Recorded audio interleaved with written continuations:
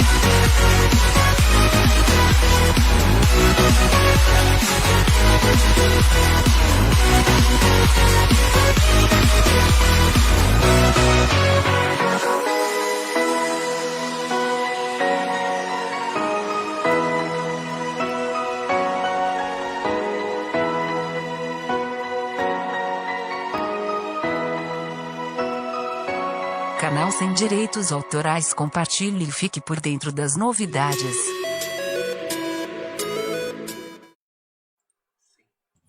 Boa noite, gente. Classmaker Educação, novamente em outra live aqui para vocês, trazendo agora a doutora Cláudia Lopes aqui com a gente, como nós havíamos anunciado, num papo assim bem bacana, num assunto que todo mundo adora, né, gente? É neurociência.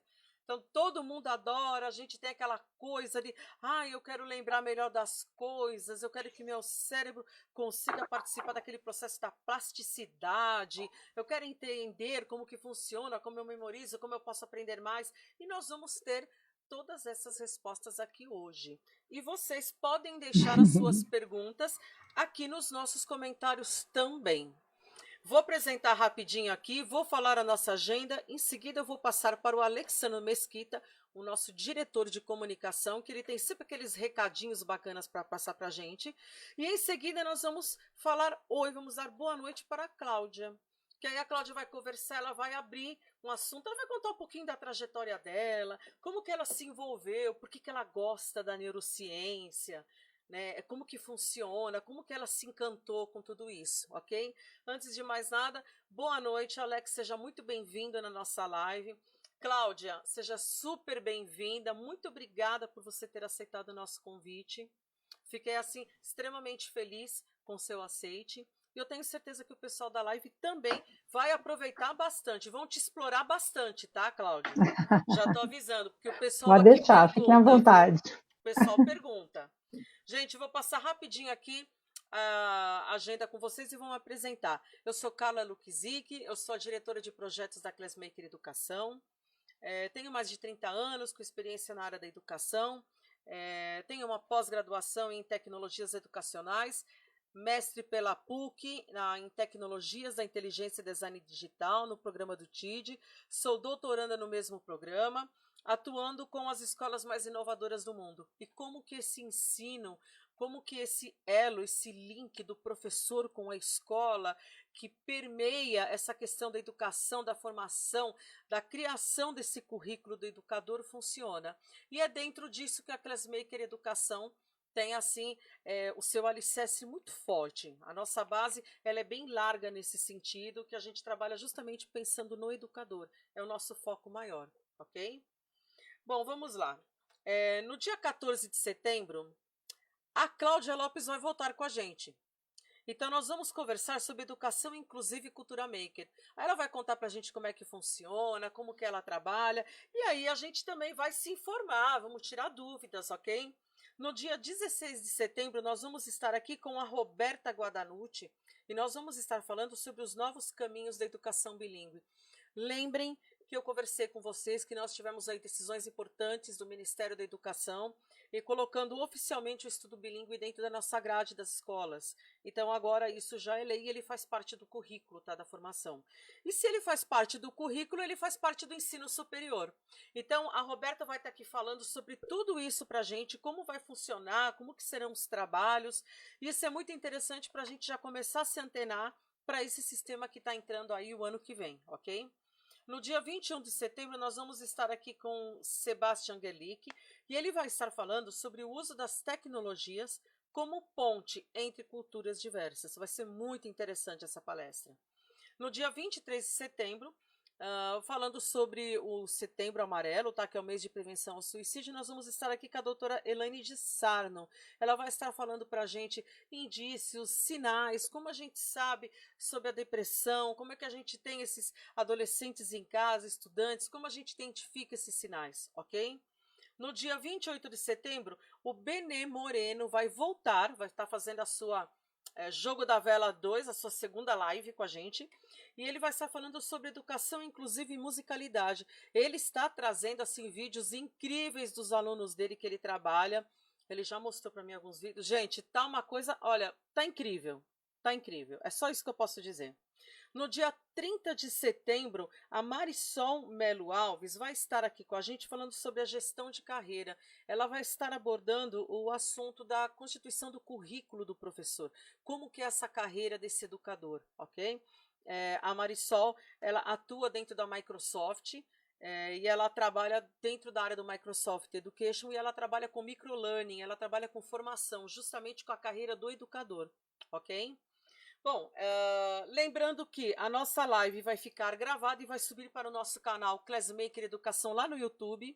Se inscrevam no nosso canal e cliquem no sininho. Lá vocês têm todas as nossas lives, vocês têm todos os trabalhos que a gente realiza, até palestras que a gente dá aí fora também. A gente também grava e sobe tudo lá para vocês verem, ok?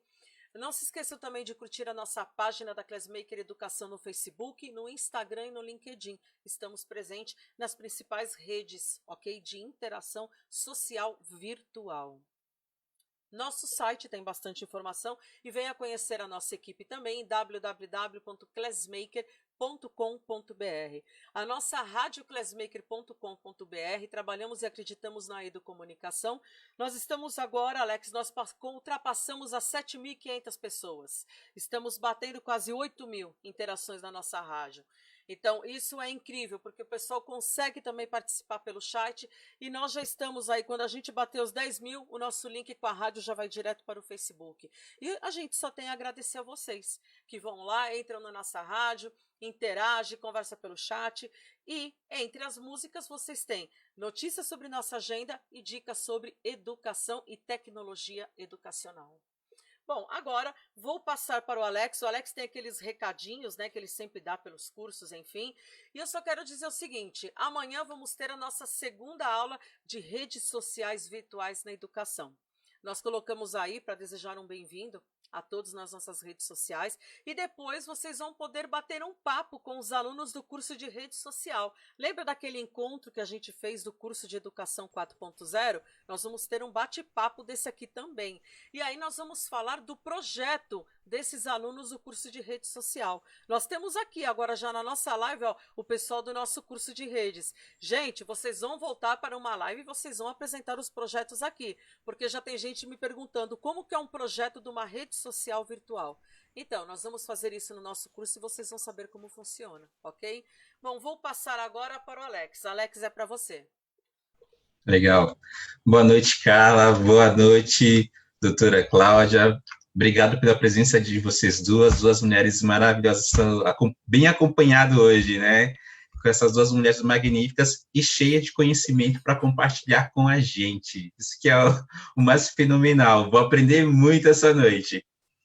Vamos lá. Boa noite também para você que está nos escutando e para você que ainda vai nos ver na gravação, seja de manhã, de madrugada. Então, boa manhã, boa madrugada, boa tarde, bom tudo. Legal. Vamos lá, Carla. Eu queria deixar só os recadinhos básicos em relação aos cursos que a gente está oferecendo na Classmake para vocês poderem aprofundar o conhecimento de vocês. Se há uma coisa que ninguém pode tirar de você, é o conhecimento. Então, quanto mais você aprende, melhor para você. A gente está com o curso de construção de mundos virtuais. Esse curso ele vai rolar agora no dia 5 de outubro. Ele vai ser ministrado de segunda e quarta. E o que eu teria que falar aqui também para vocês é o seguinte, ele começa de segunda e quarta e será no período da tarde. Porém, quem quiser, que não puder no período da tarde e tem interesse em realizar o curso, é só entrar em contato com a gente, tá bom, pessoal? Tá. Depois disso, no dia 13 de outubro, a gente tem o curso de aprendizagem criativa com a Maria Parlato, que também vai funcionar de terça e quinta, e também no período da tarde, tá ok? O de construção de mundos virtuais é segunda e quarta, o da Maria é de terça e quinta, e a gente também vai ter uma nova versão do curso de educação 4.0, que será lançado em novembro. A partir do dia 10 de novembro, será de terça e quinta, das 14 às 17, também no período da tarde. Todos os cursos, se você não puder realizar no período da tarde e você tem vontade de fazê-lo, é só entrar em contato com a gente e a gente verifica a abertura de novas turmas em outros horários, tá ok? Bom, agora vamos lá começar a nossa conversa com a nossa anfitriã aqui, a nossa convidada. Nós somos os anfitriões. Gente, é emoção, né? Estou com a presença aqui da professora Cláudia, aqui da doutora Cláudia, professora também. Ela vai falar para a gente hoje sobre neurociência na educação. Isso é um assunto de extrema importância para nós educadores e nós também enquanto alunos, né? Porque eu também sou aluno e vivo aprendendo todos os dias. Professora Cláudia, se apresenta aí para o pessoal conhecer você, por gentileza. Fala um pouquinho da sua trajetória profissional para o pessoal ver o quanto você tem aí de conhecimento para compartilhar com a gente, não só hoje, mas em outros dias também. Bom, boa noite, Alex. Boa noite, Carla. Estão me ouvindo bem? Sim. Sim? Bom, queria agradecer o convite, né, a oportunidade aí de vir conversar com o público de vocês aí, principalmente que vocês trabalham com um tema que eu acho muito interessante, que é essa coisa da aprendizagem criativa, né, eu acho muito para quem trabalha com educação inclusive, é um tema muito provocante, gosto bastante, acho que a gente vai poder conversar bastante no nosso outro encontro, né. Não sei se falou para me apresentar, eu sou psicóloga, minha formação é em psicologia, e eu fui fazer psicologia um pouco mais tarde na vida, fazer outras coisas antes, mas logo que eu me formei, eu fui trabalhar no serviço público, né, que era meu objetivo, era trabalhar, eu queria trabalhar em alguma função relacionada ao serviço público, trabalhar na educação, então eu sou funcionária da Secretaria de Educação de São Bernardo do Campo como psicóloga escolar, o que é, de certa forma, meio raro, porque a gente vê hoje poucos psicólogos no sistema público, né? Ou você tem, por exemplo, seleções internas, então, assim, quem é psicólogo presta uma seleção, mas, na verdade, o cargo original não é de psicólogo, é professor, enfim. Ou vem da saúde, alguém da saúde, e o meu cargo não, né? O meu cargo é na educação. E trabalhando na educação, um grande foco aí da minha atuação é nessa questão da educação inclusiva, né? Eu comecei a trabalhar lá no ano 2000, logo depois da municipalização das escolas estaduais, da municipalização do ensino até o 5º ano, né, a rede lá vai do berçário até o 5º ano, rede municipal. E aí as escolas começam a ser municipalizadas, e essa questão da inclusão escolar, ela vem muito forte aí nessa época, né? Essa é uma questão que enfim, é trazida. São Bernardo tinha uma característica muito forte de ter uma educação especial muito tradicional, né? Com escolas de surdo, escolas para cegos, enfim, tinha um conhecimento nisso, mas a inclusão coloca um outro desafio, né? Que é como fazer para atender esses alunos na escola comum. Então, quando eu começo a trabalhar, lá é bem nessa fase, assim. E aí eu vou para esse desafio lá, conversando com as escolas, acompanhando esses alunos, né, fazendo esse trabalho. E uma coisa que sempre me chamava a atenção é que quando se falava desses alunos, falar com alunos com deficiência, né, esse público-alvo da educação especial, com deficiência, com autismo, enfim, e outras questões, sempre vem muito comum existirem informações sobre diagnósticos, acompanhamentos, que esses alunos fazem, né? E aí vinha muita informação médica, laudos médicos, e isso eu percebia que ele acabava contaminando muito o discurso dos professores, né? Então tinha alguma coisa assim, esse aluno tem tal disfunção cerebral, ele tem alguma lesão, alguma coisa, então ele não vai aprender, né? E aí isso me causava assim, um incômodo, né? Achava isso esquisito, porque ao mesmo tempo também, como a Carla estava falando, né? Sempre achei interessante a história da neurociência, de cérebro, de aprendizagem, né? Eu sempre tive muito interesse nisso. E eu achava um discurso muito paradoxal, né? Porque se por um lado você tem toda uma informação de um avanço nesse campo da educação, das pesquisas, do que você pode, de pessoas que se recuperam de lesões graves e não se curam totalmente, não é isso, mas existe uma taxa de recuperação muito grande, né, casos como, sei lá, do Herbert Viana, né, a gente escuta algumas pessoas assim que têm uma história de superação, a gente percebe, vê, né, entra em contato com notícias sobre tratamentos e terapias, enfim. E aí eu achava muito estranho, como é que você pode pensar, então, em crianças, né, que estão justamente numa fase de desenvolvimento que é uma fase muito fértil, assim, e para estas crianças, então, existia esse meio que bloqueio, né? Não, essa não vai aprender, essa aí o médico já falou que não tem jeito e tal. Aí isso me mobilizou a ir pesquisando mais, né? Aí fui fiz mestrado, fiz doutorado, e dediquei a minha pesquisa de doutorado a essa, mais especificamente, a essa questão da neurociência, aliado aí ao estudo de Vygotsky, né, o educador. Eu fiz o título da minha tese, né, a concepção do cérebro na obra do Vygotsky. Então eu estudei isso, levantei na obra dele como ele foi conceituando o cérebro, qual era o pensamento dele sobre isso, porque existe, o Vygotsky era meio, o apelido dele era o Mozart da psicologia, né? Ele era, se fosse hoje, ele seria um super nerd, assim, né? Com milhões de interesses, e entre esses vários interesses, um deles era essa questão do cérebro, de como ele influencia, né, a nossa formação humana, a nossa aprendizagem. É atribuído a ele a fundação da neuropsicologia, né, ele seria um dos primeiros teóricos que depois, com o trabalho dele continuado pelo Luria, né, cujos trabalhos são muito conhecidos nessa área.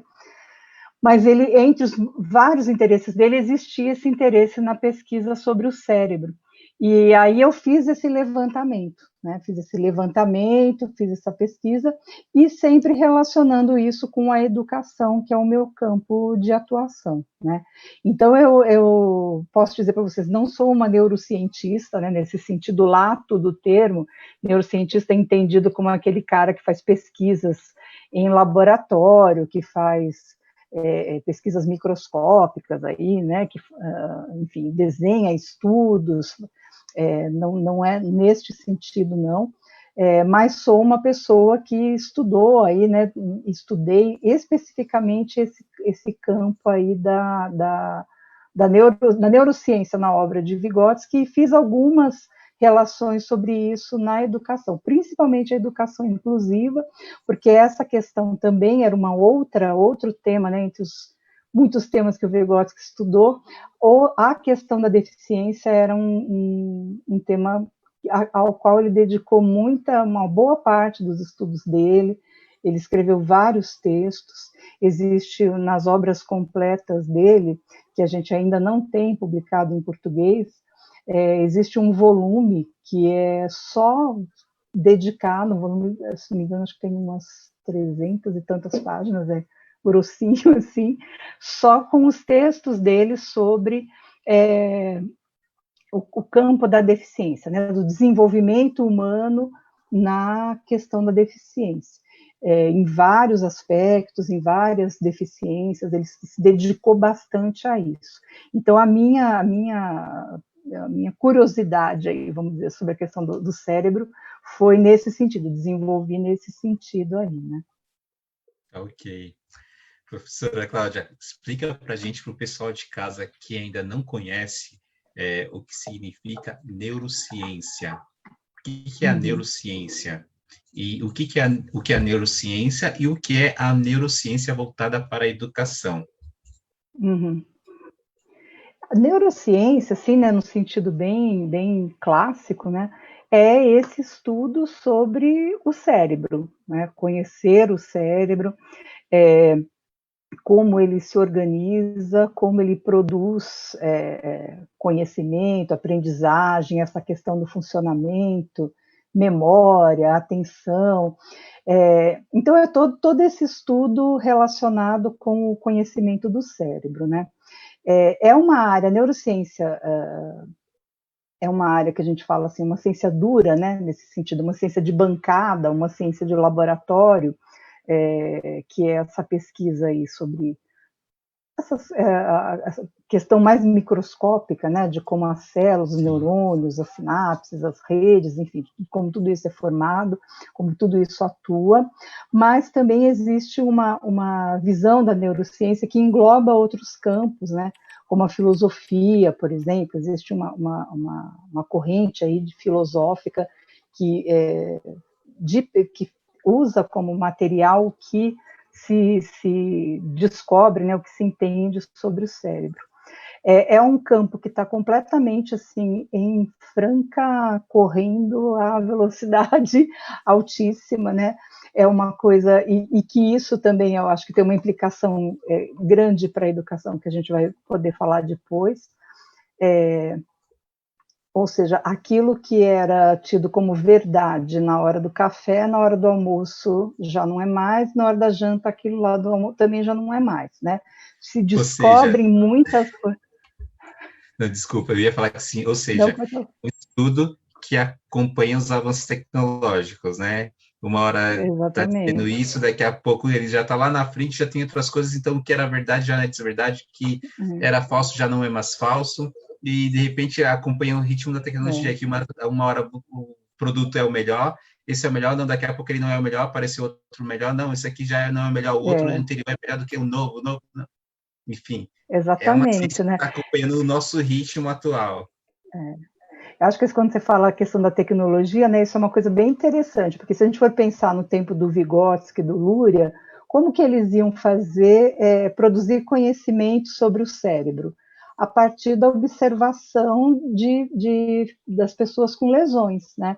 Então, principalmente pessoas que vieram das guerras, né? Depois, principalmente depois da Primeira Grande Guerra, aí, essa época aí, 18, 19, existiam muitas pessoas com essas lesões, e elas eram o material de estudo para esses primeiros pesquisadores aí. Então, aí eles iam relacionando, em tal lugar teve tal lesão e aconteceu esta consequência. E aí, então, eles foram construindo um conhecimento, e eles faziam como, né? Quando a pessoa morria, eles faziam uma autópsia, pegavam o cérebro e aí eles iam ter a certeza se isso estava relacionado com aquilo ou não, né? E hoje a gente tem uma tecnologia que é possível você observar o cérebro em funcionamento, né? Que são as ressonâncias magnéticas funcionais, né? Aquelas que fica tudo coloridinho ali o cérebro em várias regiões, né? Então, se a gente vai pensar em termos de ciência, né, de velocidade de conhecimento, a gente vive na neurociência um conhecimento muito grande, né? Teve essa década aí que vai de 1990 a 99, né, que ficou conhecido como a década do cérebro, que foi uma fase em que se fizeram investimentos maciços para a pesquisa cerebral, né? Então, muita tecnologia, muito conhecimento foi produzido aí nessa fase, né? E a gente vive nesse momento, né? Sim. E é legal essa fala sua e trazer também para a gente, né, para o contexto, esse conhecimento que, quando ele de fato os recursos tecnológicos da época eram bem escassos, mas ele começou o estudo de uma nova ciência, que agora a gente chama da neurociência, ali vamos dizer assim, com ferramentas, vou chamar de primárias aqui, e o mais interessante que você destacou para a gente agora nesse momento é o seguinte: primeiro ele avaliava aquela pessoa com base na deficiência que ela tinha, a partir de um trauma que ela sofreu. Ele já fazia uma prévia, né, uma suposição de qual área do cérebro foi afetada devido àquele trauma, e isso se confirmava quando a pessoa partia.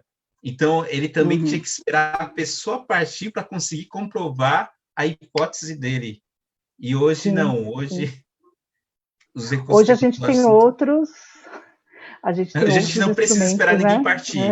Não, ninguém falecer. A gente, graças a Deus, a gente... Né? E você tem tecnologias muito avançadas, assim, né? Então, por exemplo, a maior parte das pesquisas, elas são feitas com ratos, né? Com o cérebro de ratos. Mas o rato, ele tem uma estrutura genética muito próxima do ser humano, né? Então, eles conseguem aprender muita coisa sobre o nosso cérebro examinando lá o cérebro dos ratos. Hoje, os cientistas também conseguem criar o que eles chamam de mini-cérebros, né? Então, eles criam modelos ali celulares para fazer pesquisa. Então, a gente tem tecnologias assim, super avançadas hoje, e a gente está conversando aqui, e de repente já existe uma outra que essas aí já nem são mais tão usadas, né? Porque vai se avançando numa velocidade muito grande. Mas existe mesmo assim, né, se você pensar o conhecimento que foi construído aí pelo Vygotsky, pelo Luria no começo da neuropsicologia, né, nessa ciência que estuda, né, as regiões do cérebro relacionadas com determinadas funções e como isso afeta a aprendizagem, mesmo assim, teorias que eles postularam até hoje são respeitadas dentro desses campos científicos e são meio que, vamos dizer assim, hoje você tem condições de dizer que não, realmente, aquilo que eles teoricamente postularam acaba sendo verificado, funciona. Eles fizeram uma teoria sobre o funcionamento do cérebro como sistema, que hoje é o que é mais admitido, né?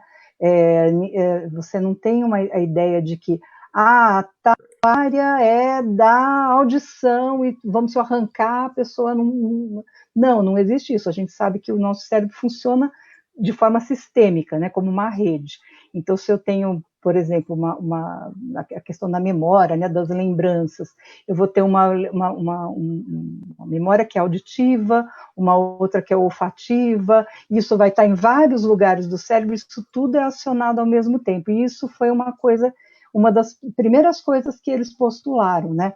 O cérebro funciona de uma forma sistêmica, tanto que quando você tem lesões, ele consegue recuperar aquilo, né, transferindo aquilo que ia ser, vamos dizer, desenvolvido por um determinado centro, aquilo vai sendo assumido por outras partes do cérebro, que é a tal da plasticidade, né? O conceito de plasticidade. Mas você me perguntou sobre a educação, né? A neurociência e a educação, não, né? mas Aí eu não sei como é você que entrou na você quer, a plasticidade. plasticidade, não tem nenhum problema. E foi até Eu acho bom, que a porque plasticidade a é plasticidade... Nossa, fantástico, muito interessante, muito Sim. interessante. Nossa, muito né? A plasticidade, ela é um termo assim também, uma coisa bem falada hoje, né? Mas que ela tem justamente a ver com isso. Ela diz que é tanto a capacidade do nosso cérebro se recuperar a partir de uma lesão, né? Quanto o que explica a nossa aprendizagem, né? Então a gente aprende como a gente vai desenvolvendo aí conexões, né, sinapses, que vão estabelecendo caminhos, assim, né? Eu gosto de pensar num exemplo como, sabe, quando a gente tem uma grama, né, um gramado, e tem ali o caminho de cimento e tem o caminho que o pessoal faz para cortar o atalho, que fica ali onde não nasce mais a grama, né? Então fica um atalhozinho. Com o nossas sinapses do nosso cérebro é parecido, só que ao contrário, né? Onde em vez de não crescer é onde cresce. Então, aquilo que a gente mais utiliza é onde você tem mais conexões, né?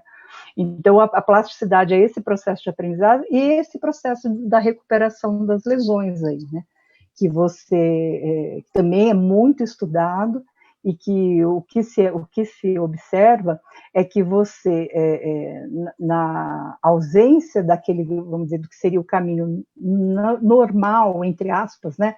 Do desenvolvimento, o cérebro se adapta e aquela função ela vai ser exercida de uma outra forma, né? O que é mais uma comprovação, não é bem uma comprovação, não é uma palavra mais, mas é mais um argumento que reforça o funcionamento sistêmico do nosso cérebro, né? Então ele é assumido, aí as funções são assumidas por diversos locais. E isso, então, essa questão da plasticidade, para a gente da educação, é uma questão muito importante, porque ela primeiro vem dizer, né, que todo mundo aprende, né, isso eu gosto de falar bastante, as samambaias aprendem, as amebas aprendem, portanto, os nossos alunos aprendem, sim, o tempo todo, né, a gente tem que achar qual é o caminho para que eles aprendam mais e melhor, mas todo mundo aprende, a plasticidade vai dizer isso, né, a gente, tanto por essa reorganização, e até a gente sabe também que hoje alguns neurônios, inclusive, se crescem, né, se reconstituem em algumas regiões, aí, em alguns locais do cérebro, você tem, inclusive, neurônios que nascem, né, que sempre foi uma coisa clássica da ciência, que não, neurônio, uma vez perdeu, né, mas a gente sabe que em alguns locais do cérebro, isso principalmente relacionado à memória, né, existe produção de neurônios novos, né, então, muitas, vamos dizer assim, possibilidades que a gente tem de aprendizagem relacionada com o cérebro, né, justamente por esse conceito de plasticidade aí. Então, assim, saber, né, ter um diagnóstico, uma questão de uma lesão, uma dificuldade, e procurar no cérebro este obstáculo é um caminho, vamos dizer, um mau caminho, porque o que o cérebro nos ensina hoje é que justamente lá é o lugar das possibilidades, né? E aí essas questões também que aparecem, né? Muitas vezes crianças nascem com alguma deficiência, alguma questão, e aí tem aquela clássica conversa do médico, né? Que fala, não, esse aí não vai andar, não vai falar, não vai... E aí você vê essa criança desenvolvendo várias funções, né? Aprendendo várias coisas, e isso acontece justamente porque a gente tem hoje um investimento, uma possibilidade, né? De desenvolver algumas funções aí, e também eu acho que também tem uma coisa que eu atribuo, que é as mães desobedientes, né? Aquelas mães que não acreditam As nos mães médicos. teimosas, E desobedientes. as mães teimosas são ótimas, porque elas falam, não, não, eu não vou acreditar nisso, eu vou fazer. E a gente tem muitos relatos desses. Quando você trabalha e estuda esse campo aí da deficiência, é impressionante como é comum até hoje, né? Pessoas que tiveram essas informações aí na maternidade, né, no nascimento, muito desconhecimento, né? E porque se a gente pensando em tudo isso, a postura científica, né, mais honesta que você pode dizer sempre um honesto não sei, né? Ah, meu filho vai se alfabetizar? Não sei, não sei. Né? Nós vamos fazer tudo para ele se alfabetizar. Vamos ensinar, vamos insistir, vamos procurar quais são os estímulos que melhor se adequem, mas eu não posso dizer que não vai ou que vai, né? A gente tem sempre que ter aquele honesto não sei, porque de fato a gente não sabe, essa é a grande verdade, a gente não sabe. E à medida que a ciência vai avançando e a gente vai descobrindo mais coisas, a gente vai tendo horizontes mais amplos, né? Então, aquilo que antes, se a gente pensar alguns anos atrás, uma criança, por exemplo, com síndrome de Down, que é uma coisa assim, uma super comum na escola hoje, as crianças vão super bem, se adaptam, se encaixam e vivem lá suas, né, aprendem, enfim. Mas há alguns anos atrás era uma sentença de morte quase, né? Não vai passar da adolescência, vai ser dependente a vida toda, né? Nunca vai ter emprego, nunca. E a gente vê pessoas com síndrome de Down super bem, assim, né? Com emprego, namorando, casando, enfim, né? Então, é muito do que a gente também vai permitindo que as pessoas consigam fazer, né? Então, daí é o link com a questão da plasticidade, né? O Vygotsky tem uma frase, né? Tudo é possível desde que o ambiente social seja organizado de uma forma que possibilite isso, né? Sim. Isso me fez lembrar o seguinte, doutora Cláudia, que muitas das vezes a pessoa ela pode nascer, de fato, com uma deficiência na fala, ela não consegue emitir o som, mas isso não quer dizer que ela não vá se comunicar com outras pessoas. E acredito que por muito tempo, né, pensou-se isso, que se a criança ou se o indivíduo ele nasce sem conseguir desenvolver a questão do emitir o som na voz, emitir esses códigos que a gente chama por meio da voz, foi ditado que ela não conseguiria falar, mas uma coisa é falar e a outra é conseguir se comunicar. Sim, com certeza. Passar com certeza. Isso. E acredito eu que esteja completamente ligado com o que a gente está conversando nesse momento, de fato, porque é o cérebro encontrando outras formas de conseguir se comunicar com o exterior. Então, eu não uso a fala, mas eu uso o meu corpo, eu uso hoje também os gestos, né, a linguagem em braille. Então, isso em braille não, em gestos, deu Libras, branco. né? Libras. Libras, nossa, isso mesmo.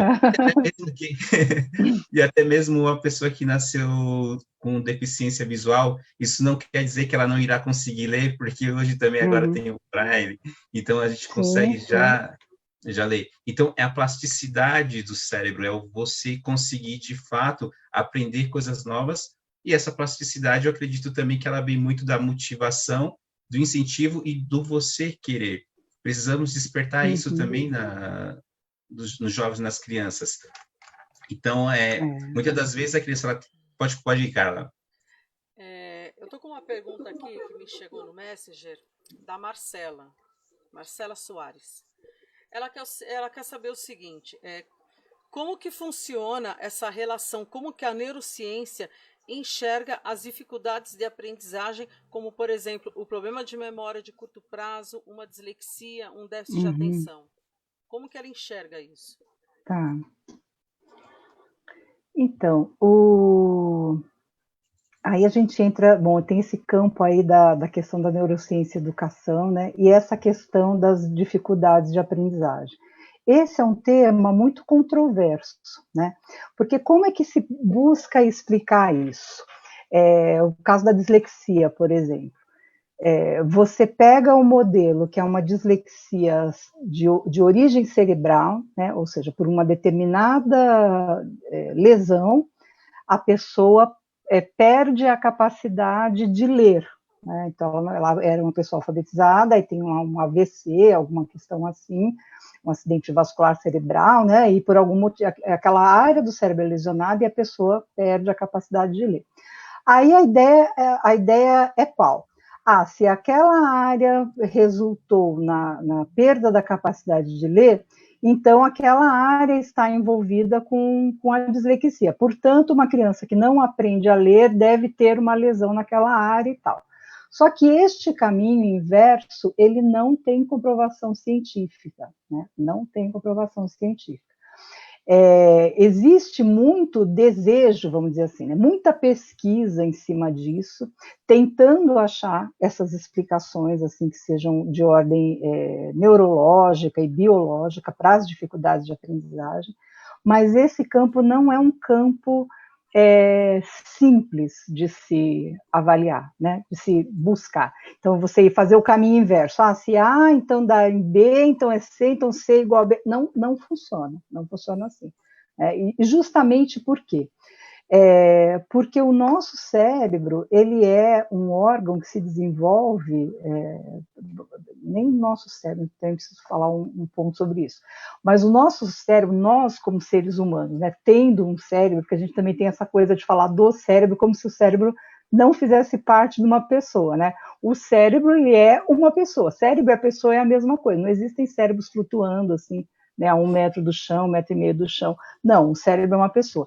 E o nosso desenvolvimento cerebral, ele acontece em interação com o ambiente que a gente vive, né?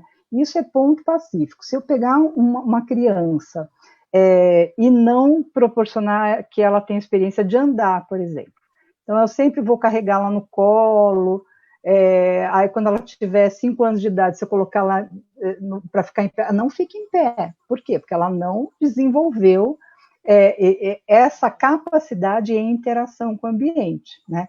Então, se ela tiver que calcular qual é a distância que ela tem que andar daqui até a porta, 5 metros, essa coordenação visual, não faz. Não faz por quê?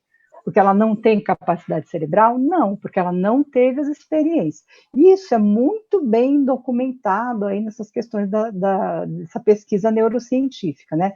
Então, o que é, assim, uma certeza clara? Se a gente não tiver as experiências, a gente não vai desenvolver essas funções. Aí, então, quando você fala em desenvolver, em ter experiência, aí abre-se o mundo, né? Abre-se o mundo. Eu tenho uma criança lá que não está se alfabetizando e ela tem, sei lá, 8 anos de idade. O que explica isso? Pode ter uma explicação neurológica para isso? Pode existir um fator orgânico envolvido? Pode existir. Mas dizer que este fator está impedindo o desenvolvimento é falso, né? Porque, na verdade, se eu tivesse um desenvolvimento, algum estímulo, alguma intervenção que produzisse esse desenvolvimento, essa criança poderia aprender, né? Poderia aprender. Em relação a essa questão da não alfabetização, tem uma pesquisa que ela é relativamente recente, que foi feita com, se não me engano, é Carreiras, que chama o pesquisador. Depois eu posso até procurar direitinho para passar para vocês. E que ele vai fazer justamente, ele vai pegar adultos, né, na fase de 30, 32 anos, na Bolívia, que eram envolvidos com as guerrilhas lá das Farc, então, por conta dessa questão, nunca se alfabetizaram, né? E aí ele faz usa lá a ressonância magnética funcional para fazer uma avaliação cerebral, antes deles se passarem pelo processo de alfabetização, depois eles são alfabetizados, e aí se faz de novo a ressonância, para verificar o que aconteceu, né? Então, aí, nessas pesquisas, ele verifica que em determinadas áreas lá relacionadas com a leitura, houve um aumento da substância branca, que leva a concluir que a aprendizagem produziu desenvolvimento, né? A aprendizagem produziu desenvolvimento naqueles adultos, né? Essa é justamente a teoria do Vygotsky, né? O que ele vai propor? Ele diz que não é que você tem que amadurecer para depois aprender, né? Para o Vygotsky é justamente o contrário, é você ensinar a criança é que vai levá-la a se desenvolver. Então, a gente está falando de um processo que é extremamente complexo, e quando você entra nessa questão, então essa criança tem dislexia, aí você pode estar entrando num beco sem saída, né? Porque é muito difícil também para as pessoas que estão envolvidas com essa criança terem vamos dizer, a objetividade de não rotular essa criança com essa questão da dislexia, né? Então, muitas vezes essa criança pode ficar, isso pode grudar nela, e aí os adultos não conseguem ter a objetividade de fazer intervenções com ela sem se livrar desse rótulo. Certo. Então, como que eles explicam, né? Vai depender muito da visão de quem está explicando isso. Você tem correntes que vão defender que sim, que existem lesões que impedem e tal, que fazem esse caminho contrário, né? Tentam explicar por esse caminho contrário, e tem outras correntes que vão questionar isso, né? E que vão dizer que não tem como você dizer que isso é por causa disso, né? Relacionar as duas coisas diretamente assim, né? Deixa eu só... Desculpa, eu não estou vendo o Alex, no caso, eu estou te vendo, se de repente o Alex quer falar, se o Alex quiser falar, você grita. Pode passar. Passa a minha vez para cá, lá. É que eu lembrei de uma coisa. Bom, teve um tempo aí atrás, enfim, que eu estava mexendo lá com a Associação Brasileira de Dislexia, tudo, e enfim.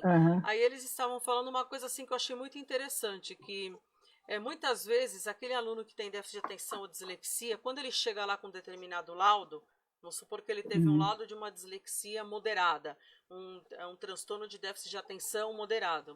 Ao longo do tempo, eles não sabem explicar o porquê isso acontece. Então, você vai lá e você começa a levar ele no tratamento, e todo ano você vai lá e refaz o mesmo teste. E descobriu-se que ao longo desse tempo, conforme você vai refazendo o teste, por algum mecanismo que o cérebro tem, essa pessoa começa a diminuir, ela começa a passar por exemplo, de severo para moderado e de moderado para leve. Então, à medida que o tempo vai passando, e eles até comentaram que eles não sabiam explicar por que isso acontecia, né? Então, eles falaram que realmente essa era uma situação única, né?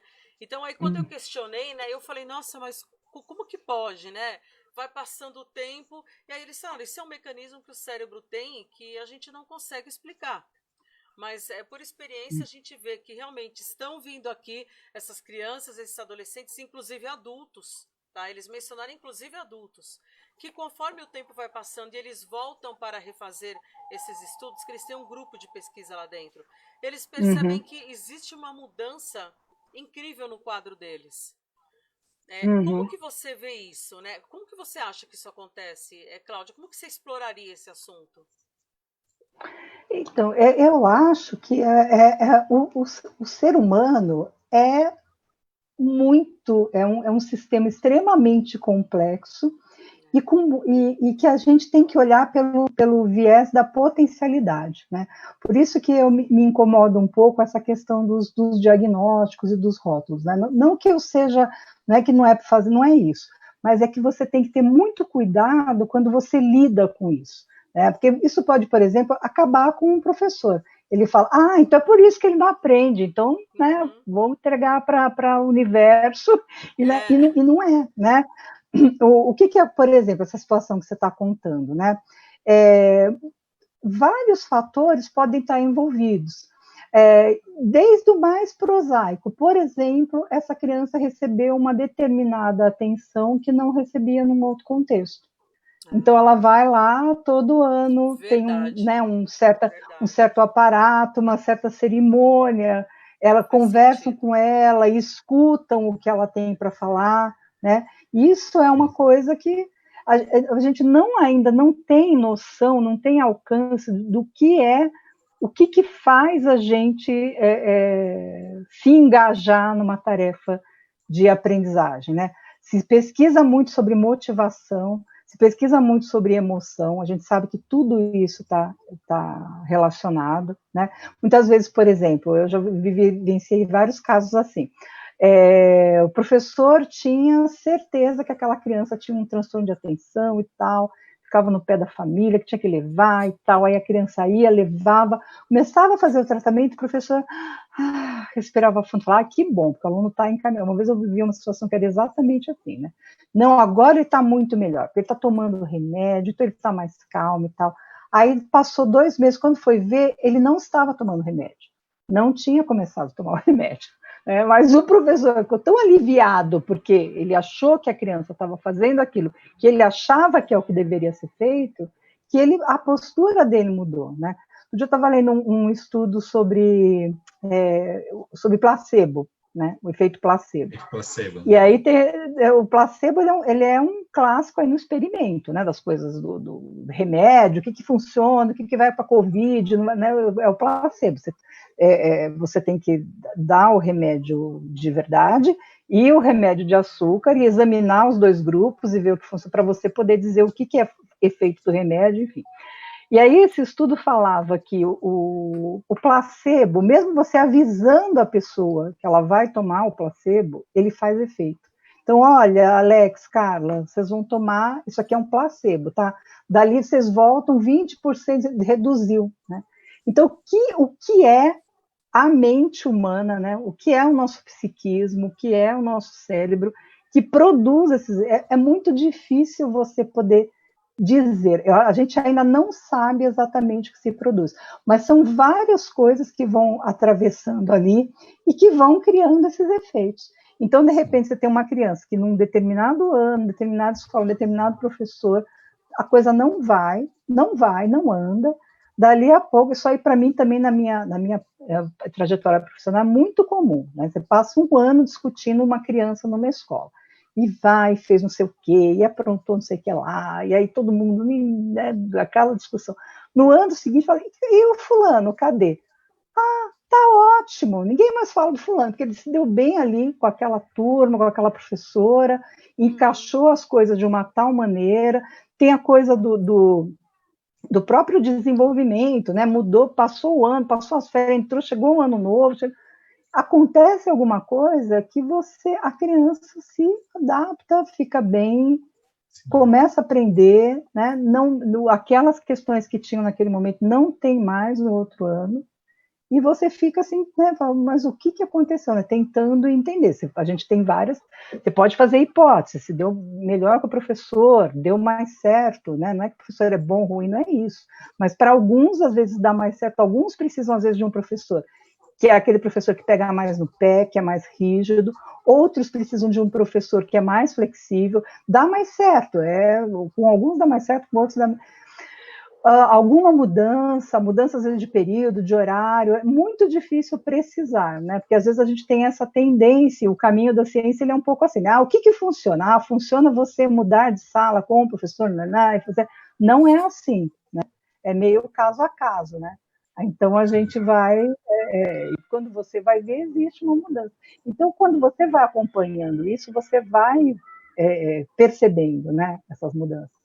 Por isso que é importante a gente ter essa abertura aí, né? O pior que pode acontecer em qualquer dessas situações é você não acreditar que aquele aluno pode mudar, né? Pode aprender. Legal, Cláudia.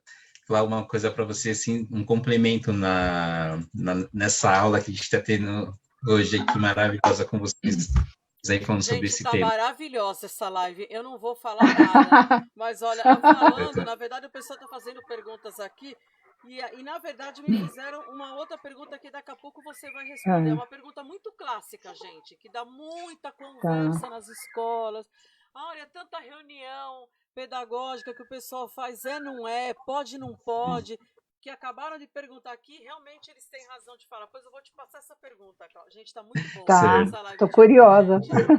Cláudia, isso me fez lembrar o seguinte, não sei se você, acredito que você também já tem estudado ele, que é o Humberto Maturana, né, o biólogo, e ele fala justamente sobre essa questão de cada indivíduo, ele ter nascido com um sistema que ele chama cerrado, fechado em português, cerrado porque não é em espanhol. Então, cada indivíduo, ele nasce com seu sistema, vamos chamar assim, nervoso, fechado, de fato, só que conforme ele vai crescendo, ele vai ter interações com outros sistemas, ou seja, com outras pessoas. Então, eu sou um sistema fechado, você é um, a Carla é outro. Mas, no decorrer do nosso desenvolvimento, nós fomos interagindo com outros sistemas.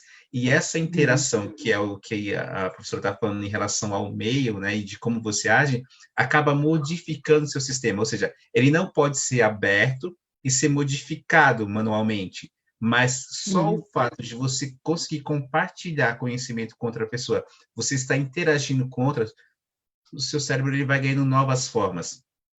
Coisas que você sabia antes, você passa a conhecer, verdades que você tinha como verdades absolutas, a partir do momento que você conhece o contexto, você começa a questioná-las também. Então, é essa interação entre os sistemas, e dependendo de como se dá essa interação, pode modificar, ou, de repente, pode modificar para facilitar a aprendizagem, no caso do exemplo que a professora trouxe, em relação ao aluno e o professor, que o simples fato dele saber que a criança estava indo no psicólogo já modificou o sistema dele que ele tinha em relação àquele aluno. Então, ele tinha um pensamento a qual, não, esse ele não tem jeito enquanto ele não for para um psicólogo. A partir do momento que na mente dele houve uma interação onde ele soube dessa informação, ele mudou a mente dele e começou a se comportar de outra forma com aquele aluno e começou a vê-lo com outros olhos.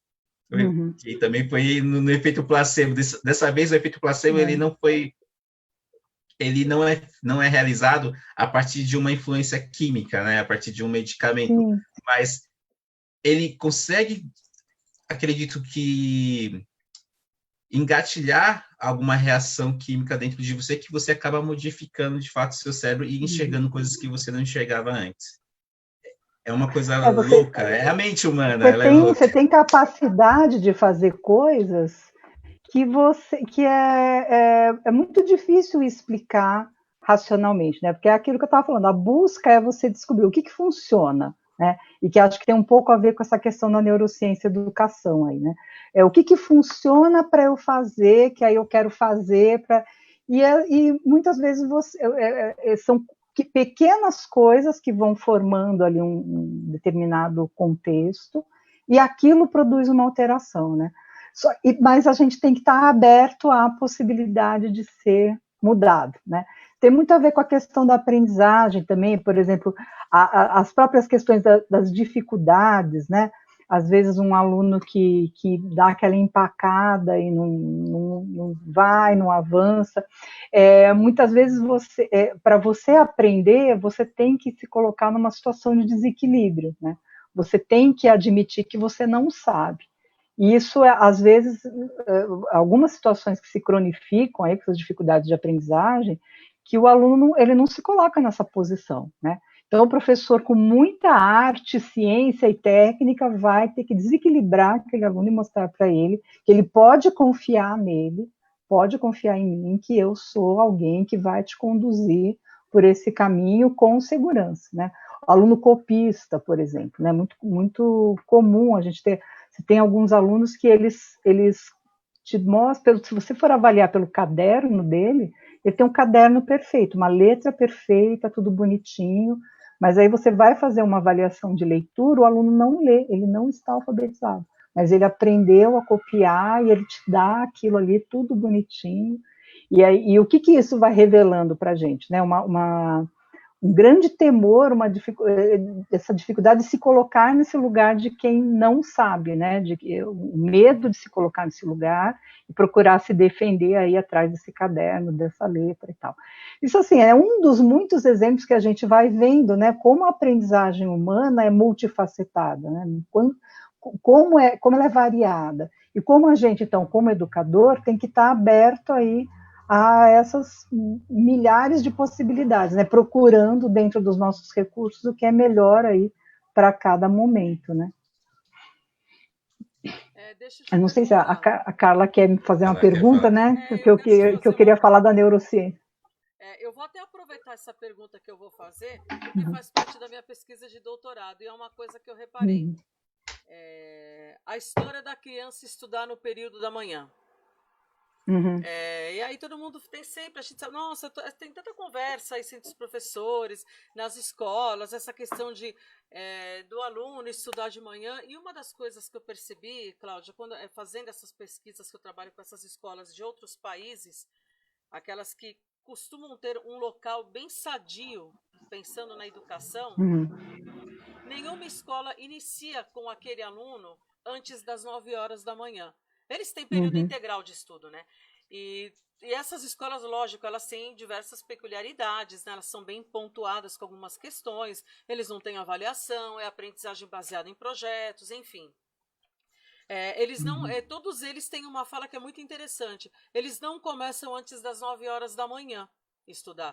E o que eu achei estranho é que não é só uma ou outra escola, são escolas que estão bem distantes. Por exemplo, escola La Cecília da Argentina com a escola da Finlândia. Eles não começam antes da 9. Então uhum, isso me chamou atenção.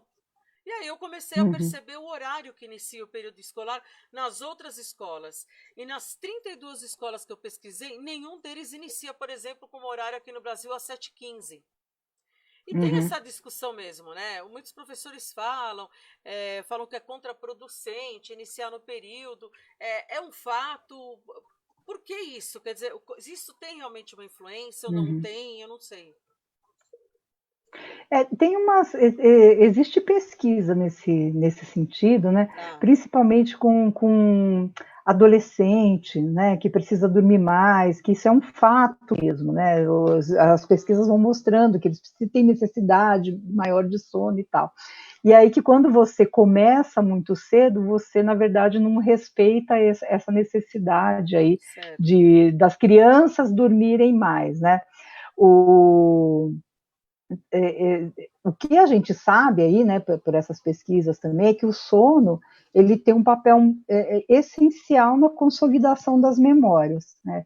É durante o sono, o pessoal fala, sono, dormir é perda de tempo. Não é, né? Enquanto você está dormindo, você está consolidando aquilo que você aprendeu durante o dia, fazendo aquela, né, organizando os arquivos, as pastinhas lá, jogando fora o lixo e tal, né?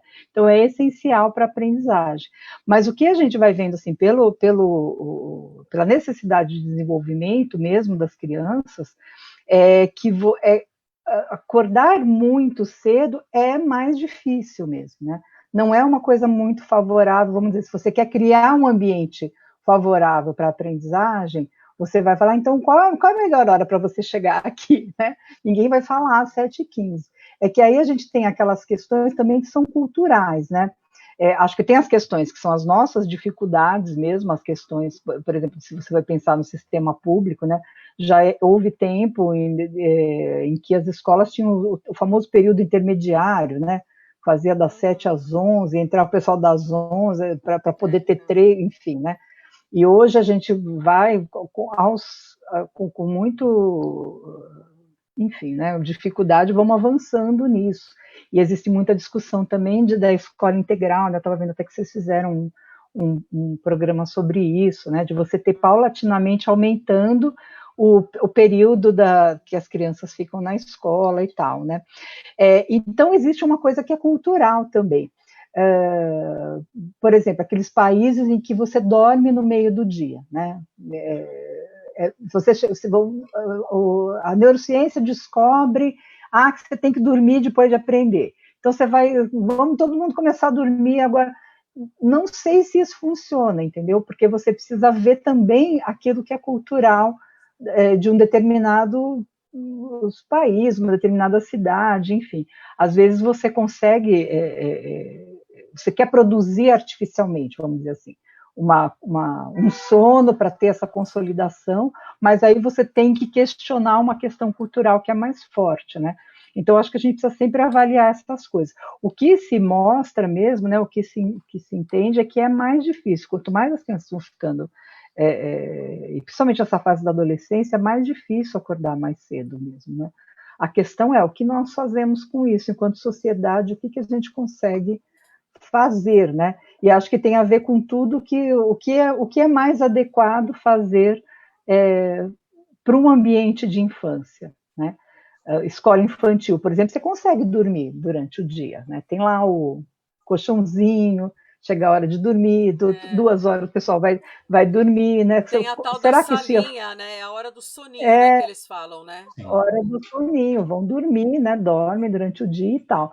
Chega, fez 3 anos, foi para a turma de 4, nada de dormir, não tem mais essa, acorda aí, vão, né? Então, em que medida que a gente incorpora coisas que beneficiem esse ritmo da infância, né? A gente vê isso muito assim, por exemplo, as crianças quando teve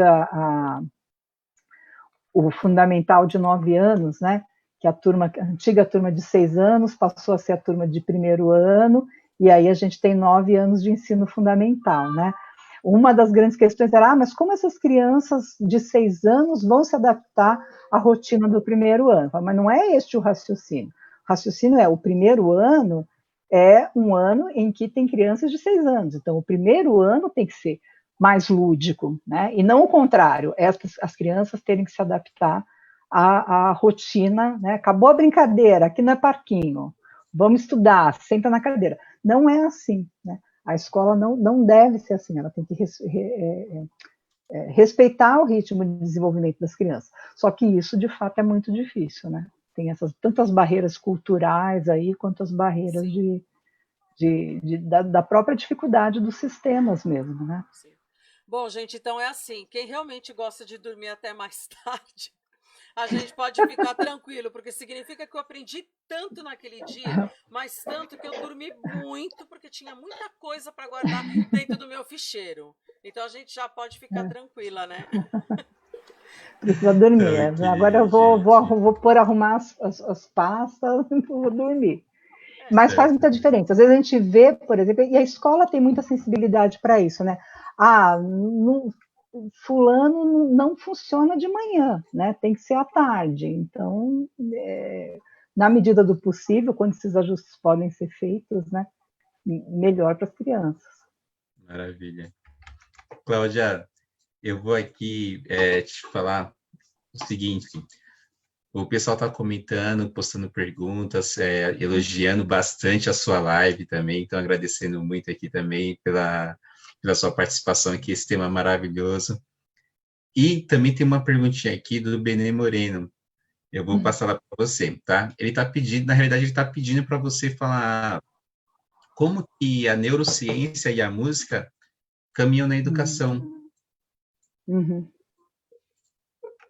Qual que é a influência da neurociência e da música na educação? Nossa, então, a questão da música, ela é muito forte, né? Existem uma série de pesquisas hoje sobre isso, e que aí eu acho que eu vou emendar um pouco isso com a questão que você tinha me falado, a pergunta que você tinha me feito, né? Que é como é que essas questões da neurociência podem ser incorporadas pela educação, né? Sim. E acho que a questão da música é um bom exemplo. Em que pé que a gente está hoje, né? Você tem o que é pesquisado na neurociência, que ela é um campo epistemológico mesmo, que é dessa, vamos dizer assim, que é a ciência dura, né? A ciência exata, o laboratório. E você chega em conclusões a partir dessas pesquisas, que são conclusões que são muito difíceis para assim, ser otimista na qualificação, de serem transportadas para a sala de aula, né? Então, tem por exemplo, né? Pesquisadores descobrem que, sei lá, o córtex pré-frontal interfere no sentido de número, tá. Aí o professor pergunta, mas para eu ensinar a base decimal, em que isso me ajuda, né? E a resposta é um enorme não sei, né? Então, porque em que momento a gente está? A gente está num momento em que você vai avançando muito nas pesquisas, você vai descobrindo muitas coisas, porém você transpor transpor isso para a sala de aula de uma forma, então, ó, isso aqui é o seguinte, você faz assim, às 10 horas você faz isso, às 11 horas você faz... Não é possível fazer esse movimento ainda, né? Tanto que o que se discute, assim, como o que seria uma ciência ponte, né, entre a educação, ali, a sala de aula e estas pesquisas assim mais científicas nesse sentido de laboratório e tal, né? Por exemplo, a psicologia, pensar esses estudos da memória e da atenção, e talvez por aí, por uma questão mais do comportamento, e trazendo esses conhecimentos, enfim. Mas então a gente tem meio que um dilema que é assim, né, entre essa transposição exata, que não é possível fazer nesse momento, e aquilo que a gente vai observando nessas descobertas científicas, e que vão, de certa forma, reforçando aquilo que era percebido pela própria prática da boa educação, né, aquilo que você sabe que em educação funciona, a neurociência vai te dando um eco, fala, opa, não é que a gente estava no caminho certo, né? Eu vejo muito por aí. Então, você pode usar o conhecimento da neurociência para inspirar a prática da sala de aula a partir de algumas coisas. Se você vai conhecendo esse campo, vai aprendendo o que está se pesquisando, você vai podendo ver o quanto é importante preservar, manter determinadas práticas na sala de aula. Que eu acho que é o nível da interlocução que a gente está hoje entre esses dois campos, acaba sendo por aí, né? Não tem muito uma coisa como faz aqui no laboratório, que eu vou te dizer o que você tem que fazer aí na sala de aula, que não existe isso, né? E a questão da música, eu acho que ela é um dos exemplos muito fortes, né? A música na educação, ela sempre teve um papel muito grande, assim, né? Depois ela começa a ser um pouco espremida, assim, e acaba sendo legada para aquele momento acho que tem um pouco a ver, né? Quando a gente pensa em educação inclusiva, é aquela coisa assim, quando você está na educação infantil, onde você tem uma possibilidade, um respiro, uma alternação, uma rotina que consegue ser um pouco menos pautada, né? Um pouco menos todos os minutos organizados, você consegue ter uma fluidez, uma alternância de espaço maior e tal, a música consegue ter um lugar ali, né? E aí, à medida que você vai entrando, ensino médio, tá, acabou, né? Parou de brincar e tal, e você vai tirando aquilo. E o que você percebe é que você aprender música, ou ter música como um conteúdo ali, né? Algo que se trabalha, conteúdo nesse sentido, algo que é trabalhado intencionalmente, é extremamente benéfico para o desenvolvimento das crianças. Eu fiz uma live, né, no meu canal com o Rodolfo Jonathan, que é educador musical, e a gente estava conversando justamente sobre isso, né? O quanto que você expor as crianças a determinadas experiências não produz um tipo de conhecimento que apenas essa experiência vai proporcionar, né? E a música, ela tem vários conteúdos que ela envolve a questão da emoção, né, que é muito forte, ela envolve a questão da motivação, é muito forte a estratégia música, né? O professor fala, mas o que ele gosta? Você já viu o que ele gosta? Ele gosta de ouvir, essa sempre aparece, é clássica, a criança que não, é muito difícil uma criança que não goste de ouvir uma música ou não tem uma, então acaba sendo um jeito de você engatar ali, né, se vincular com a criança através disso. E as pesquisas de neurociência têm mostrado um papel muito forte aí da música no nosso desenvolvimento cerebral e nessas questões aí relacionadas com a emoção, né? Eu não sei se vocês viram, acho que há um tempo atrás, teve uns vídeos que tinha até o Oliver Sacks, né, que é aquele grande neurocientista já falecido, comentando sobre, era uma pesquisa com alguns idosos num asilo, e que em estado de Alzheimer já avançado, né, então com uma demência avançada, já não lembravam às vezes até dos filhos, direito, enfim, várias questões de memória mais complexas. Porém, quando eles ouviam determinadas músicas que eles ouviram quando eram mais jovens, eles conseguiam lembrar daquilo. Então, essa é o tipo de memória muito associada com as experiências mais básicas, né, mais emocionais, aquilo que desperta uma memória emocional e fica preservado. Você perde várias outras funções, então isso vai mostrando para a gente o quê? Que música não é brincadeira. Música é uma coisa que seriamente precisa ser trabalhada, porque ainda que a gente não saiba qual é a extensão da mudança, a gente já infere, pelo pouco que a gente consegue saber, que é algo muito determinante aí no desenvolvimento, né? Então, acho que nesse sentido, sim, a gente tem que trazer, né? É um dos aprendizados que a gente tem que valorizar muito, né? Porque é muito importante no desenvolvimento. Maravilha, Cláudia. Só falar uma coisinha. Você acabou citando o Alzheimer e eu tenho uma curiosidade. No começo da live, você fala um pouquinho sobre a questão da perda de neurônios e também que, por mais que a gente tenha perda de neurônios, também existe a produção de neurônios. Curiosidade minha também, que possa ser que seja de outras pessoas. Quando você acaba entrando na questão do Alzheimer, o Alzheimer seria a perda desses neurônios, mas se o Alzheimer está ligado à perda de neurônios, ele não produz novos neurônios também? Então, a pessoa esquece o passado, mas ele passa a lembrar do que ele vive no presente? Ou não?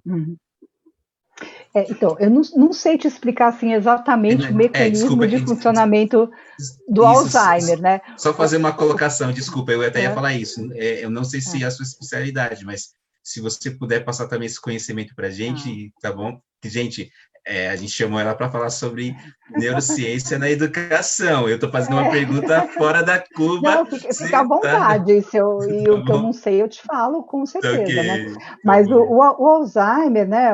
Ou as demências, elas têm a ver com a questão que elas são disparadas aí nesses processos de envelhecimento e tem a ver aí com a perda de conexões, de neurônios, né?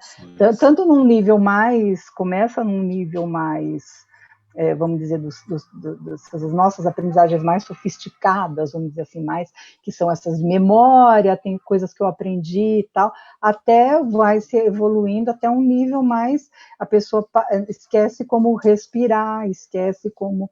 Né, e tanto que ele acaba levando à morte por conta disso, né? A pessoa vai esquecendo, vai perdendo essas capacidades, né? Então ele tem, não sei te dizer exatamente. Eu sei que existem tratamentos, mas que assim são muito mais no sentido de serem paliativos, né? Seguram a evolução, mas não tem muita, assim, não existe uma cura para isso, né? É um processo que está relacionado aí com o processo de envelhecimento, enfim. Mas o que justamente pelo estudo, né? Tem grande e é a década do cérebro lá, né? A década de 90 a 99, ela foi muito motivada também pela pesquisa do Alzheimer, né? Porque as pessoas estavam envelhecendo mais. Pesquisar o envelhecimento só é possível quando as pessoas têm uma qualidade de vida tal que você consiga viver mais, né? Senão todo mundo morria, ninguém sabia o que era Alzheimer, né? Então aí as pessoas começam a pesquisar mais e vão vendo, né, o quão terrível são a evolução, os sintomas e tal, e vão se pesquisando. E aí, até pela observação dessa evolução, é que você vai vendo como vai o que vai se perdendo e o que vai ficando, né? E essa questão da música, esses centros aí dessas memórias mais afetivas, mais internos, né, mais fortes, como isso vai sendo preservado, né? O que você vai perdendo primeiro, talvez essas coisas mais relacionadas aí com a cognição, as aprendizagens escolares e tal, as coisas vão sumindo, mas o que é que vai ficando, né? E isso também não nessa ordem, não nessa progressão, isso também é muito relativo, um dia a pessoa está bem, no outro dia ela não sabe, enfim, esquece qual é o caminho do banheiro, tem que ter uma plaquinha, senão não consegue mais ir, né? Mas que vai mostrando também o quanto é sofisticado, né, o nosso processo cognitivo, né, e a gente sabe, hoje sabemos muito mais coisas sobre isso também, e que leva as pessoas a ter uma qualidade de vida muito, muito melhor, né, nessa fase aí. Mas mais fascinante, não nesse sentido da dificuldade que é a doença, mas como é o nosso cérebro, como intrincado e fascinante esse nosso processo da nossa aprendizagem, né, do nosso cérebro, como ele constrói as coisas, né, e a música é uma coisa que vai mostrando muito isso, né. Nossa, muito obrigado aí pela resposta, ajudou bastante, clareou não sei bastante se minhas ajudei ideias sobre... muito, porque não é Não, muito minha ajudou. praia, mas... Não, mas essa não é a minha dúvida aqui, agora eu já sei como me relacionar. Agora, vamos lá. E as crianças, quando elas são muito esquecidas, e a gente, às vezes, muitas vezes a gente brinca, esse menino tá com Alzheimer. Você sabe que pode desencadear um esquecimento, ou que pode ser essa questão da criança, muitas das vezes, ela esquecer com facilidade o que ela acabou de ver? Sim, sim, tem. Isso é uma queixa muito comum, né? O aluno, ele sabe num dia, o professor ensina lá alguma coisa, o aluno entendeu? Entendi, repete, fala assim, igual fiz, tal. Chega no dia seguinte, nada. É como se fosse uma folha em branco, né? Não sabe de mais nada.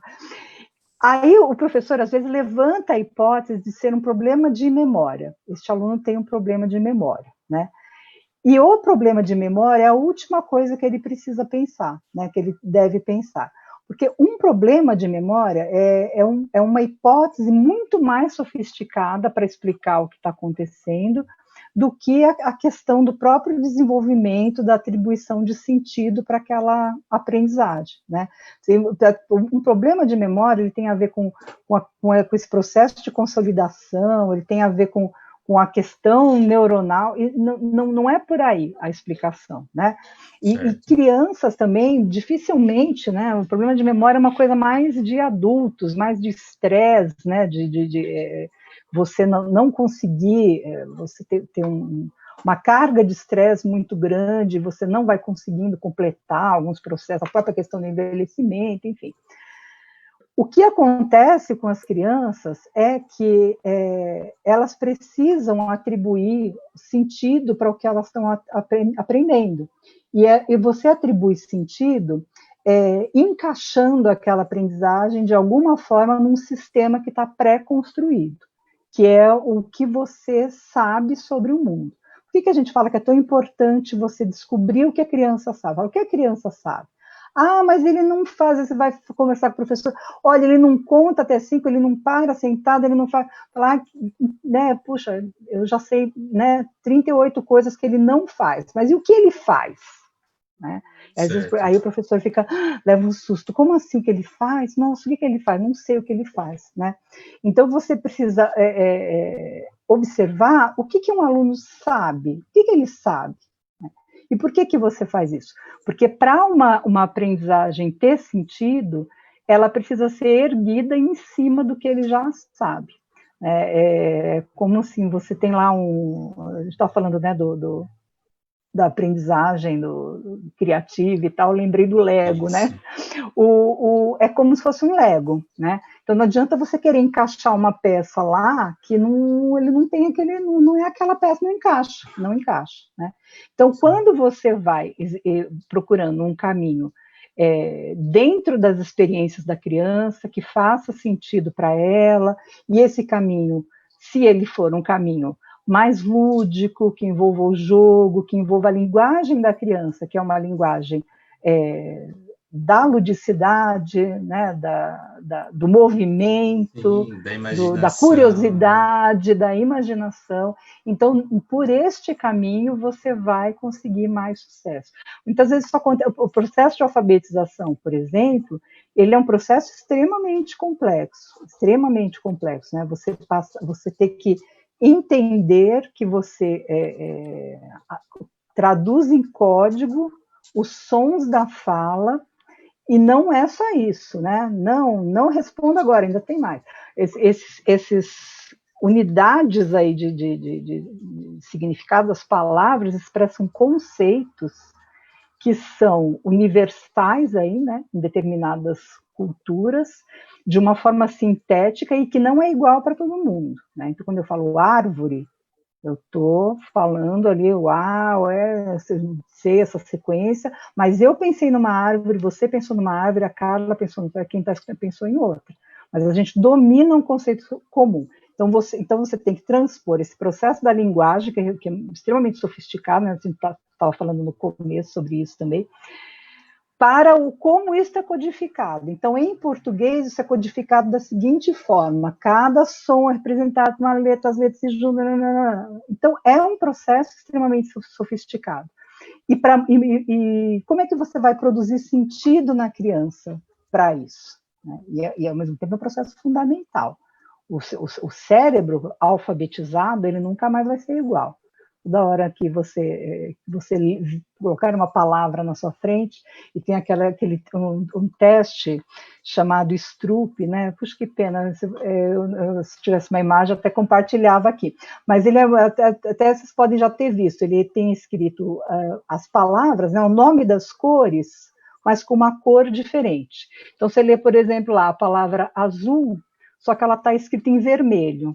E aí você não pode falar azul, você tem que falar a cor que ela tá pintada. Então você olha para aquela palavra, vê azul, só que você não fala azul, você fala vermelho, né? Muito sofrimento.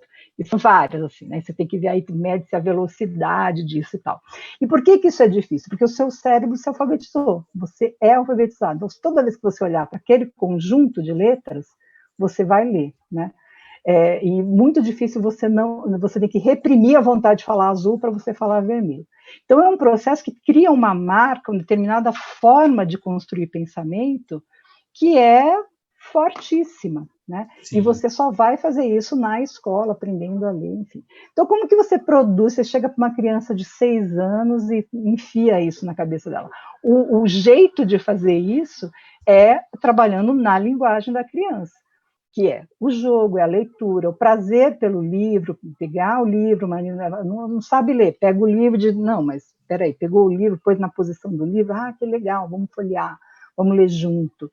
Ela percebe que tem letrinha, começa a fazer rabisquinho, né, estou escrevendo, faz um rabisquinho, lá, um monte de bolinha. Então, isso tudo é um processo, né? E o adulto, lógico, vai incentivando, vai dando significado para aquilo, e a criança vai aprendendo, vai se motivando para aquilo, porque é muito complexo.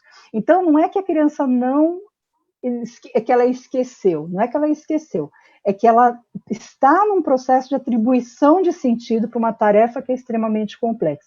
E aí, chega no dia seguinte, ela não lembra, ainda não deu o clique, né? Encaixou as pecinhas, dá o clique. Não deu o clique ainda, né?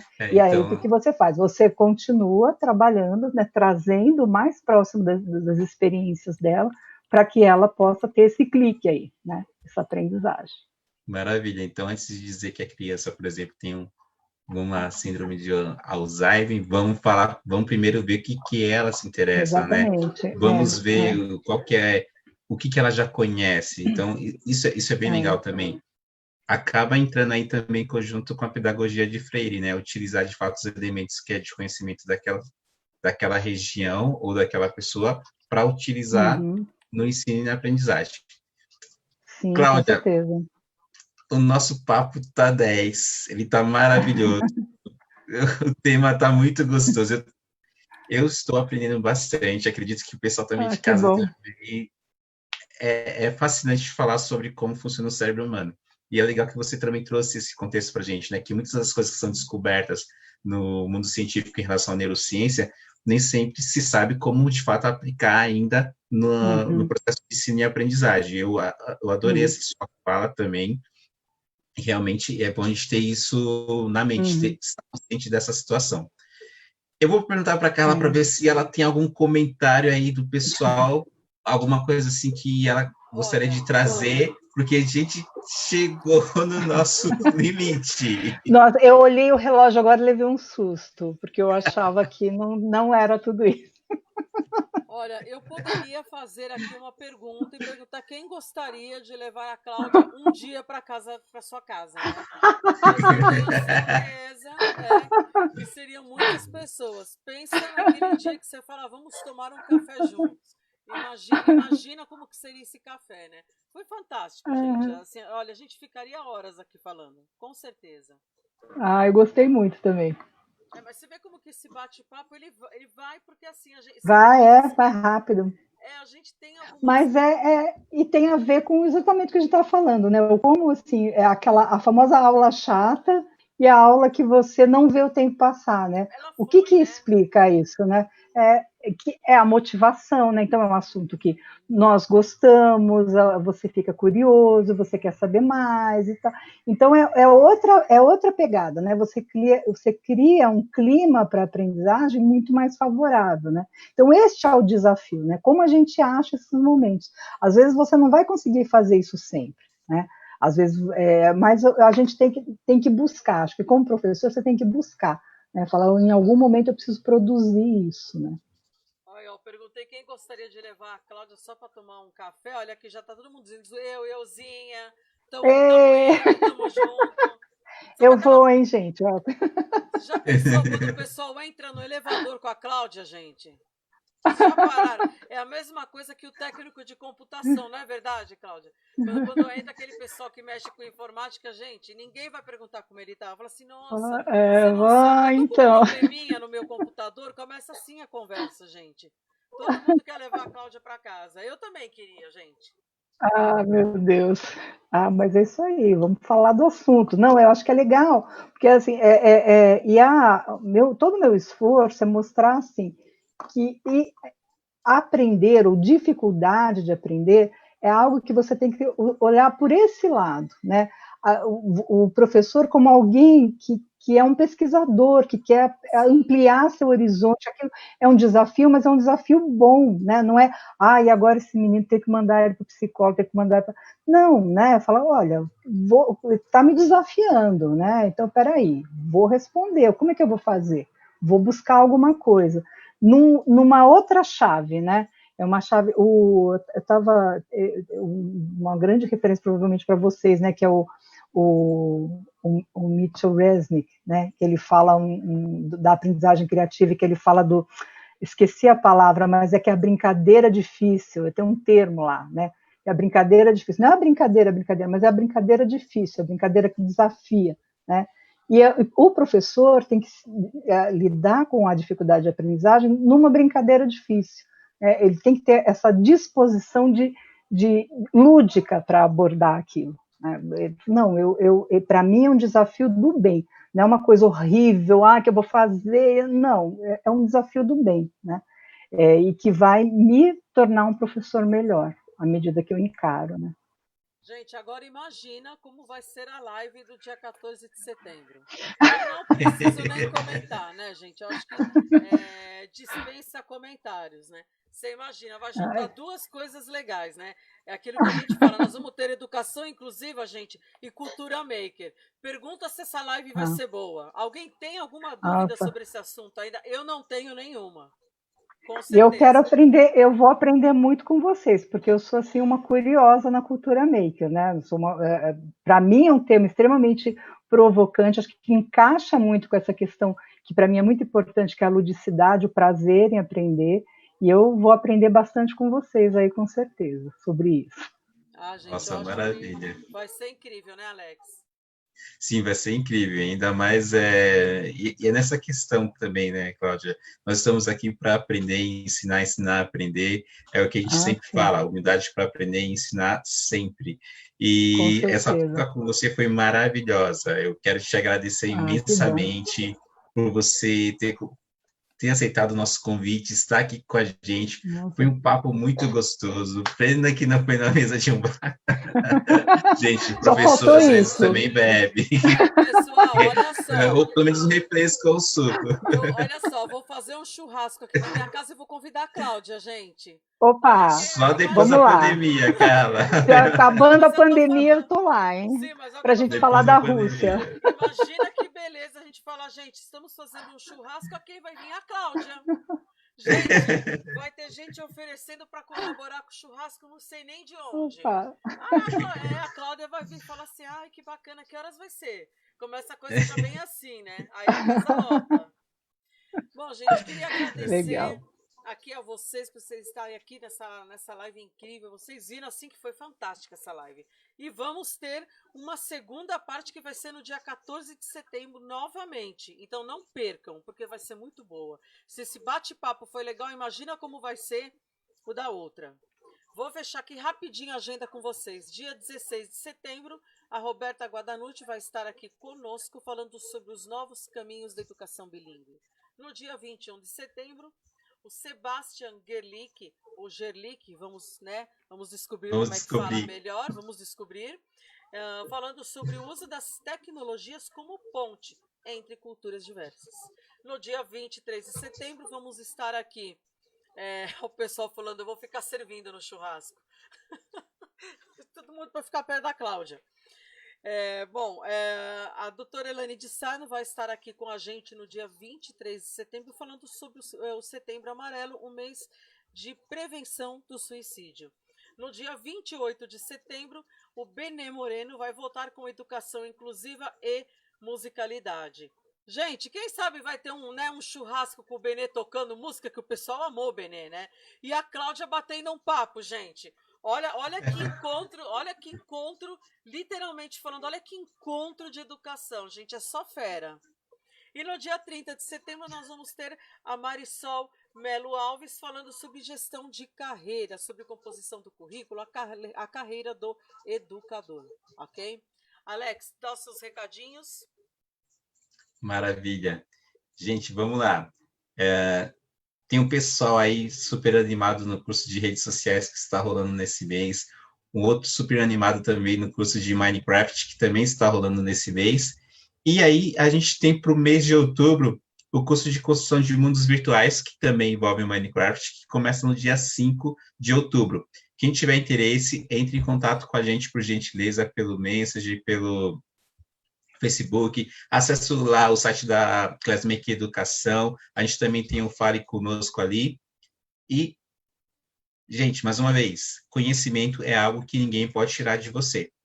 E construção de mundos virtuais, ainda utilizando o software Minecraft, para o professor, nesse momento, é muito, muito interessante, principalmente porque ele vai aprender a dialogar com um game mais jogado pela garotada e pelos adolescentes no momento.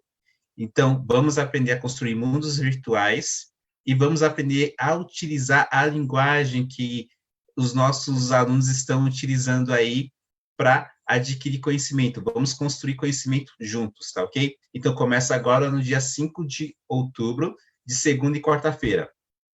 Nós temos também, no mês de outubro, programado o curso de aprendizagem criativa, que irá começar no dia 13 de outubro, terças e quinta.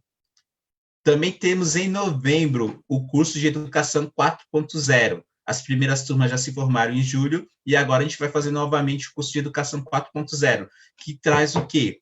Ele apresenta para vocês os recursos contemporâneos do meio digital e também analógico que vocês podem utilizar em sala de aula, além de vocês conhecerem os conceitos e o porquê utilizar essas novas ferramentas. São ferramentas que muitos alunos estão utilizando fora da sala de aula, mas o educador não usa dentro da escola. E, gente, uma das funções da escola, além de ajudar o pessoal no desenvolvimento social, também é ajudar ele no campo profissional. Então, como na minha escola ainda eu não utilizo ferramentas as quais o meu aluno usa fora da escola, e ele irá utilizar também futuramente quando ele for inserido no meio profissional. Então, o curso de Educação 4.0 vem ajudar o educador a abrir a sua mente em relação a isso e também vem ensinar, é claro, como você pode utilizar esses recursos dentro de eu ia falar de sua sala de aula, mas pode ser da sala de aula virtual ou física, enfim, dentro da sua aula, tá ok? No seu processo de ensino-aprendizagem. Gente, também tem um rapaz que está nos acompanhando hoje na nossa live, que ele irá trazer para a gente um curso de musicalidade na educação. a gente está vendo se esse curso vai sair agora em outubro, provavelmente lá para o dia 20 ou antes. A gente está vendo só uma questão de agenda, mas já já a gente confirma para vocês esse curso também. Quem tem interesse em fazer o curso de musicalidade na educação, então acompanhe as nossas lives, nos acompanhe nas redes sociais, porque provavelmente vai ser agora em outubro, tá? E já se programe para fazer o curso também. E outra coisa maravilhosa, acessem as redes sociais da Clasmec Educação, entrem lá no nosso LinkedIn, entrem lá no nosso Instagram, também acessem o YouTube, clique no sininho, compartilhem, porque vocês vão compartilhar conhecimento. E quanto mais conhecimento a gente compartilhar para as pessoas, será melhor para a gente enquanto país, enquanto nação. Pois aprendendo a gente consegue construir um país melhor. As pessoas informadas, elas conseguem tomar decisões melhores. Por meio da educação, a gente consegue diminuir o número de criminalidade, de violência, a gente consegue diminuir o número de pessoas nos hospitais, porque elas saberão como se cuidar. Então, vamos compartilhar o conhecimento. As nossas lives vocês podem compartilhar, e o que vocês aprendem nos cursos da Clasmec Educação também, vocês têm a obrigação de compartilhar, porque é um conhecimento que tem que ir para todos. Todos precisam ter a oportunidade de aprender e colocar em prática o conhecimento de qualidade e o conhecimento que é para a vida, que vem ajudar a gente a evoluir, certo? Mais uma vez, obrigadão, Carla, pela sua companhia. Professora e doutora Cláudia Lopes também, muito obrigado aí pela sua companhia, por essa troca maravilhosa que a gente teve de aprendizagem. E eu quero dar um tchau para você e um agradecimento também especial que está assistindo essa live ao vivo, você que vai compartilhar essa live e você que ainda vai assistir essa live. Gratidão a todos. Obrigada, gente. Obrigada, Cláudia. Obrigada, Alex, por a gente estar aqui junto novamente nessa noite. Obrigada, gente, por sua audiência e por estar aqui conosco novamente. Segunda-feira a gente volta com a Cláudia, ok? Gente, boa noite, bom descanso.